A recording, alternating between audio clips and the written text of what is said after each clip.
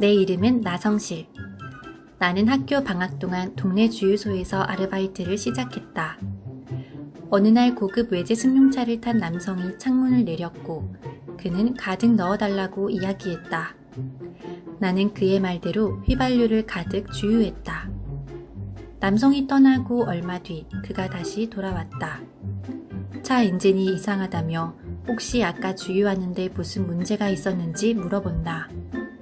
그래서 나는 휘발유를 가득 넣었을 뿐이에요 라고 대답했다. 순간 남성의 얼굴이 사색이 되었다. 이를 어쩐다. 그 차는 휘발유가 아닌 경유차라고 한다. 나는 대형 승용차는 무조건 휘발유인 줄 알았는데. 남성의 차는 엔진 결함 등 한 달 수리비만 2천만 원이 든다고 한다. 최저시급을 받는 데가 2천만 원이나 되는 수리비를 어떻게 감당해야 하지? 생각만 해도 아찔한 자동차 혼유 사고입니다. 차주인 남성, 아르바이트생, 주유소 사장님 모두 난감한 상황입니다. 민법은 고의나 과실로 다른 사람에게 손해를 입힌 경우 손해배상을 하도록 규정하고 있습니다. 어떤 일에 종사하는 사람은 자신의 일에 주의를 기울여야 할 의무가 있다는 거죠.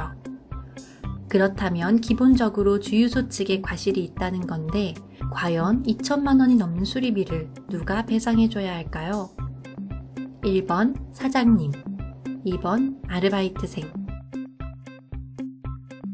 정답은 아르바이트생을 고용한 사장이 손해를 배상하는 것이 일반적입니다. 법에서는 이를 사용자 책임이라고 합니다.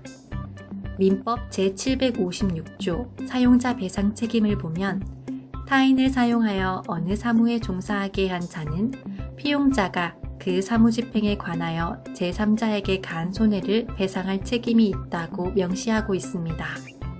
따라서 남성은 주유소 사장에게 수리비를 청구할 수 있고 사장은 수리비를 지불 후 나중에 아르바이트생에게 구상권을 행사할 수 있습니다. 구상권이란 채무를 갚아준 사람이 채무 당사자에게 반환을 청구할 수 있는 권리입니다. 하지만 사장은 종업원을 잘 관리하고 교육해야 할 책임이 있기 때문에 재판까지 가더라도 아르바이트생에게 많은 금액을 돌려받기는 어려울 수 있습니다. 이 사건은 차량 수리비 외 렌터카 비용 등 총 3천만 원의 손해배상액이 나왔지만 미리 직원에게 경유차라고 알리지 않은 차주의 과실도 20% 인정되어 사장과 차주의 부담액이 8대2가 되었습니다. 앞선 이야기처럼 우리는 살면서 뜻하지 않게 법원을 방문하게 되거나 소송에 휘말리기도 합니다. 그런데 법이라고 하면 먼저 겁부터 나고 머리 아프고 어려운 분야라고 생각하는 분들이 많을 텐데요. 그런 분들께 추천합니다. 올해 1월 말에 나온 따끈한 신간, 김용국 저자의 생활법률 상식사전 10주년 기념 개정판입니다.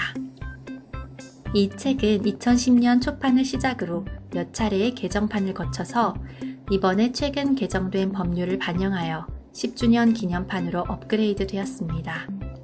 저는 몇 년 전 이 책을 처음 읽고 법이 이렇게 쉬운 거였어? 라는 신선한 충격과 함께 이 책을 펴낸 작가님께 감사한 마음까지 들었던 기억이 납니다.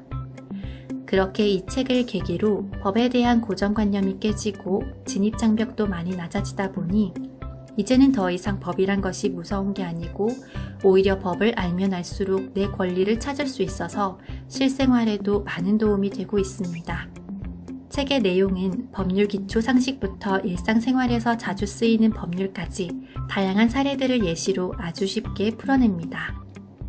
물론 책 한 권에 모든 법률과 수많은 사례들을 다 담을 수는 없기에 내가 처한 상황에 직접적으로 대입하기는 어려울 수도 있습니다. 하지만 이 책을 완독한다면 적어도 법을 몰라서 당하는 호구는 되지 않을 것이고 법을 써먹고 더 공부해 볼 수 있는 자신감을 심어주기에 충분한 책이라고 생각합니다. 끝으로 저는 감히 이 책을 현대인이 꼭 읽어야 할 필수 교양서라고 추천드리면서 영상 마무리하겠습니다. 시청해주셔서 감사합니다.